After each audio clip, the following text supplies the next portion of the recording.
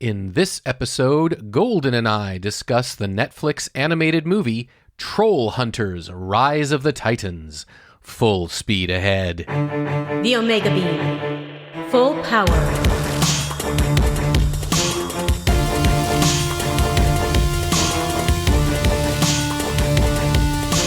The Omega Beam. Welcome to the Omega Beam number 139. I'm your host, Oren Merton. Now, we loved all 6 seasons of Trollhunters: Tales of Arcadia, and we were very excited that it was going to be wrapped up with a big-budget, epic animated movie. So we start out spoiler-free, and we quickly go into spoilers, but we give you warning before we do. So with all that said, let's go! I am here with Golden to talk about Trollhunters: Rise of the Titans, the epic 1 hour and 46 minute conclusion to the Trollhunters: Tales of Arcadia series. There have been 3 series, and this Trollhunters and 3 Below and Wizards, and this was kind of the epic crossover conclusion that brought the heroes from all of them into one tale to save both Arcadia and the planet Earth.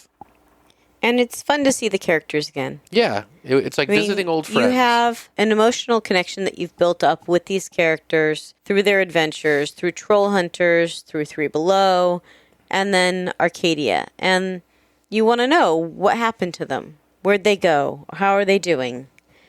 And it answers that to a point. Yeah, I think as a adventure story, I'm going to try and keep it spoiler-free up front, and then we'll go into some spoilers we'll give later. it maybe 2 minutes. Yeah. So I thought the adventure story was really good. I thought every character got their moment. The animation is better than ever. I mean, it looks beautiful, and this, of course, is a movie, so it has a bigger budget. And it had an epic scale. I mean, just really, really big. I thought it all plays out. I mean, this is a big story. I mean, these all 3 series kind of were playing to this big mythology and this big story. And I think this was worth a big budget animated film, and it got it. And I think that was great. It's getting hard to say anything without spoilers, so I'll end my segment by just saying I thought the first maybe hour and a half of the hour and 46 minutes were some of the best animated action adventure I've seen. And it is very fast. Yeah. It does move very fast, and I think you'll have a difficult time keeping up as to what's going on where. Right. They do try and get you familiar. People who aren't familiar with the individual series and stuff, it starts with one of the characters saying, "Here is our story," and it tries to give you kind of like a little summary of what's going on and stuff. So it tries to give you an in if you're not already familiar. But it really is something. This is playing on 6 seasons worth of backstory and of characters and of goodwill towards those characters. And I think that you don't have to know every single thing that happened in every single episode, but I think that the goodwill that is generated by sharing so many of their adventures does help you get invested in this. Yes. I think we're going to end up going into spoilers now because there's not much to say without giving stuff away. Exactly. So 3, 2, 1, spoilers! So when I said the first hour and a half was amazing, there's literally a point, 10 minutes or so before the end, where you think it's over. Think about the fact that most reviews of this start with the ending. Oh my gosh, the ending. The ending can make or break a movie. Who thought this ending was a good idea? The ending was bad. Great film, except for the ending. Yeah, I mean, it seems to be a consensus among those people that have really enjoyed the franchise that the ending might have needed some work. And I get where they were going with it. It's a very neat concept. But when, like you've said, you're so emotionally invested in characters, just saying, okay, now we're going to reboot the entire thing kind of does throw all of that away. It's interesting to look at this in the light of the Netflix Masters of the Universe Revelation series, which we also just did an episode on a few episodes ago. that was a movie where the Rotten Tomatoes critics aggregate score was very high. The user aggregate score was very low. And a lot of people were deeply upset because they felt that it sort of took their expectations and flushed them all down the toilet. It's interesting because this is similar in that it's got like an 88% Rotten Tomatoes from the critics. The user score is down, I think, below the 50s. And it all hinges on the fact that this is an incredibly exciting, well-written, enjoyable, emotional movie. I mean, I will admit that I teared up at parts of this animated movie because it really had stakes and it played it hard and it was moving. You care about these characters and it's moving. And then at the very, very, very end, they literally wrap it all up and just toss it away. And it just left me like, really? This left you sad. Yeah, it was like, so this is how they're ending it? Seriously? I mean, because this is it. I mean, obviously the studio can decide later, hey, let's do another in the universe or whatever. If they wanted to, they could do another forgetting the last 10 minutes happened, or they could just erase the erasure and keep going from there. You can do anything in fiction, but... And I'm guessing that the critics didn't have the same reaction to it as most of the fans did, because they are not as emotionally vested. Sure. They can look at it just as what it is. Right. And they are in the business of judging the whole and not one scene. So I think that they kind of have to use even if they are themselves not satisfied with the last 10 minutes, I think if everything before that was fantastic, their review has to reflect that. And I hope that we've made it clear that from the beginning to, 13 minutes or whatever before the end, this was gripping. I mean, this is wonderful. Everything but that bitter end. But I'm not going to say that because of the end, don't watch it. Right. And there are some films that I might say that, but this is not one of them. I would say be aware that when the emotional, satisfying moment 10 minutes before the end is done, then for us fans, that's the end of the movie, even though it continues for another 10 minutes. But it's absolutely watchable and exciting and engaging. And everything but that last 10 minutes is really enjoyable. But again, I'm not saying don't watch the last 10 minutes. You can watch the last 10 minutes. Just understand that you may not enjoy where they go with it. Yeah, that's an interesting point because I did not read anything about this. I had seen the title of a YouTube video that was called like Trollhunters, Rise of the Titans, a franchise destroyed by the ending. But that's the only thing I knew. I had not read anything about the ending, so I didn't know what they were talking about. And then I saw it and I understood, and I was like, oh, I wish they had just left that 10 minutes off. And I told, Golden asked me what I thought about it when I watched the ending for the first time. Yeah, and you watched the ending before I did. Right. I had to bow out of the first watch when we watched it. Yeah, so I didn't walk in kind of braced for it, and I thought that last 10 minutes was very, very disappointing. Golden did walk in braced for it. I also did read some of the reviews, so I knew that that the ending, or that people were not very happy about some of the things that happened with the movie. Yeah, and you did not have the sort of visceral negative reaction that I did.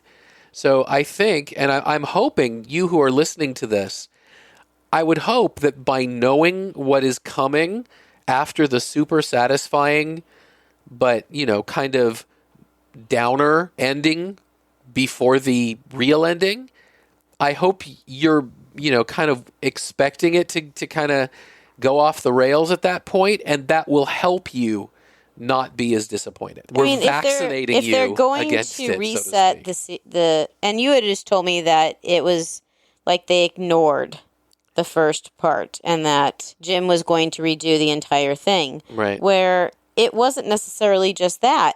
It was that Toby was going to have a chance to be the troll hunter. And Jim was okay with that happening. Right. And because he wanted to focus on Claire. As one review said, it's as if they had written a movie with deep emotional stakes, but in the final moment were afraid to commit. And so they did a do-over so that they didn't have to live with the strong emotional endings. A lot of times cartoons don't kill anyone. Right. And a lot of the people that you have come to see grow and change and appreciate die. Right. They die in this movie. Which shows the stakes and the dangers of what they are doing. And I think it gives it an emotional weight, and it made it amazing, in my opinion, because it did go beyond what you would expect of an animated show that, again, there's no blood. I mean, this is age 7 and up. So you see people like exploding in fantasy fire and stuff like that, but there's no blood. I mean, this isn't like a gory, this is no The Suicide Squad. But, there are real stakes, and I think that elevates this in a huge way. And I completely understand why that reviewer said that they were afraid to commit, because it does seem like, in the end, they were like, oh my God, this may, give some children nightmares, or this may upset some people, so let's just rewind everything. Ironically, which turned out to upset at least everyone in the blogosphere and the user reviewers that bothered to write into Rotten Tomatoes. Like Golden was saying, we're not saying this is bad. We're not saying don't watch it. It was really good. It's just the ending was one that I and a whole lot of other writers and reviewers on the internet found head-scratchingly I'm bad. not sure why they felt like they had to go there. Yeah.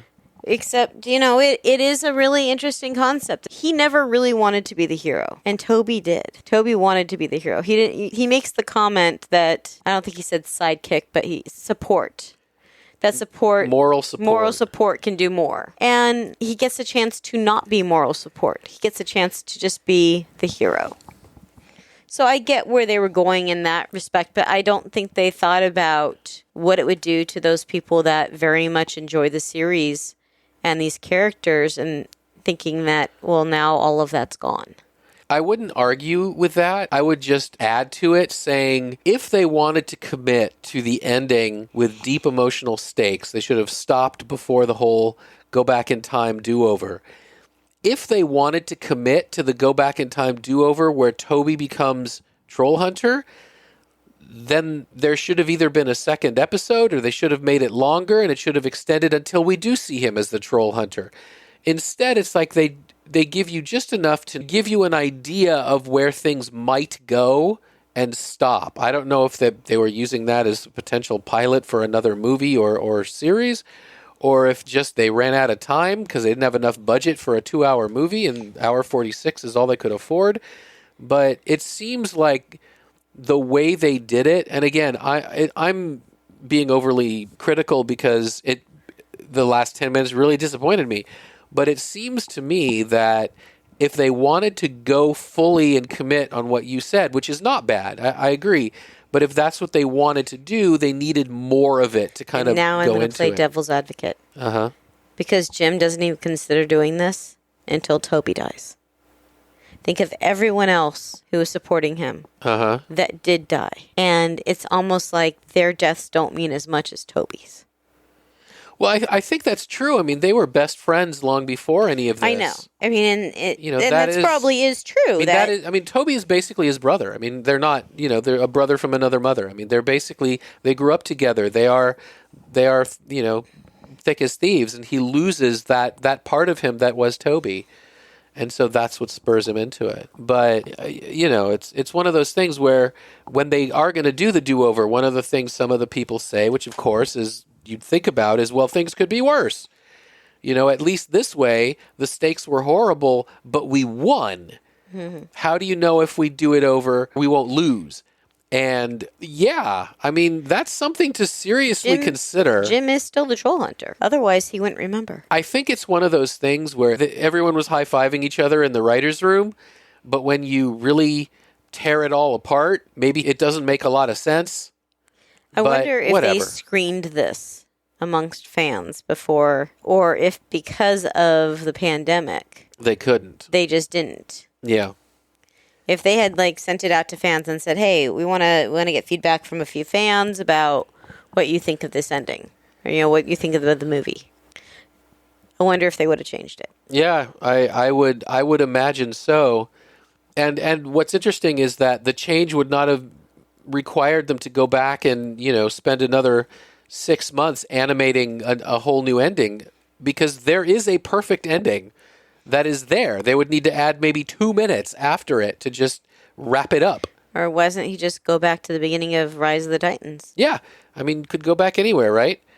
But, it is what it is. I mean, they've already defeated a lot of their enemies. Yeah.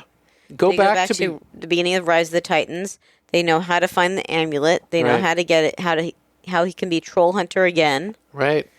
They know how to get back to Nari in terms of emotionally connecting with her. Right.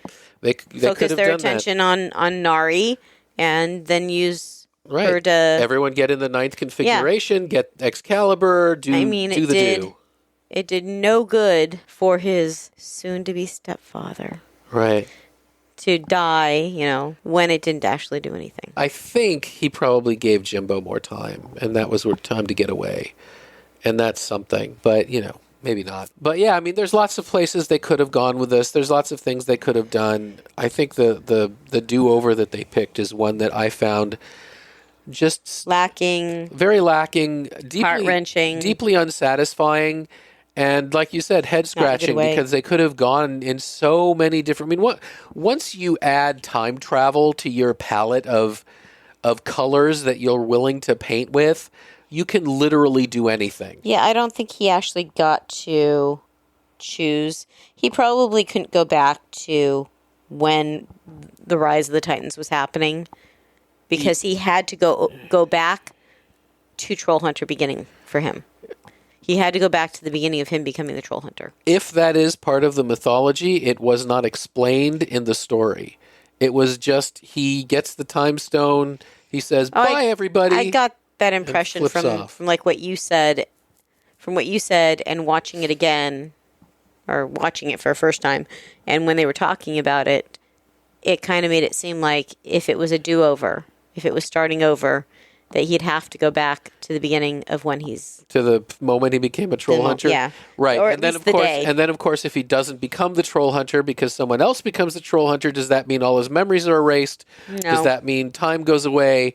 I mean, it's just... Because it's his burden still to carry those memories. It may be his burden to carry the memories, but who knows how things are going to go. Maybe the fact that he's given the Trollhunter capability to someone who is not as physically fit means that he is going to die at some earlier episode, and everything falls apart at that point. So, whatever. We could speculate anything we want at that point. Well, since he has more knowledge, he can help maybe guide Toby to the correct answers so that it doesn't always necessarily come down to the physical battle. Maybe, but it's one of those things where I don't actually think the series is starting over. I think this is the ending, and they might get some other movies in the future, but I am not... Oh, yeah. No, I think they're done. Yeah. I don't think this will continue. So we're just never going to know. We need to know. No, well, I think a series is always worse when the ending doesn't wrap everything up nicely, but instead ends the way this one did, just totally open-ended. I think it would have been fantastic if it would have ended. There is an exception. I know of a series that I thought ended kind of similar to this, and it was just beautiful. The Newhart Show. Okay. I don't remember. I think the very last episode, he wakes up and he's in a previous show. Oh, okay. Fair enough. And it was great because you're still invested in all these characters, but it never really happened, but it's fun. So, yeah, definitely if you are a fan of Trollhunters, the 3 series, then watch this. I think you will still enjoy very it. much If you want to watch the last 13 minutes, just know that the interwebs, including the Omega Beam, was disappointed by the last 13 minutes. But otherwise, this is a real winner. It would not stop me from watching it again. Yeah, well, I have watched it almost twice, not quite, and up until those last few minutes that leave me shaking my head, this is just an amazing work of art, and I think it's totally worth seeing. I agree with all the Rotten Tomatoes critics that gave it a great review. I would only just, question, like I said, the last 13 minutes. Well, thank you, Golden. You're welcome. And that's it for this episode. You can find the show notes at theomegabeam.com/139. If you like this episode, please leave a review wherever you listen to podcasts. Your reviews help people who like this stuff find our podcast. If you have any comments or suggestions, please drop us a line at info@theomegabeam.com. Be good to yourselves and each other, and we'll catch you next time. The Omega Beam. Full stop.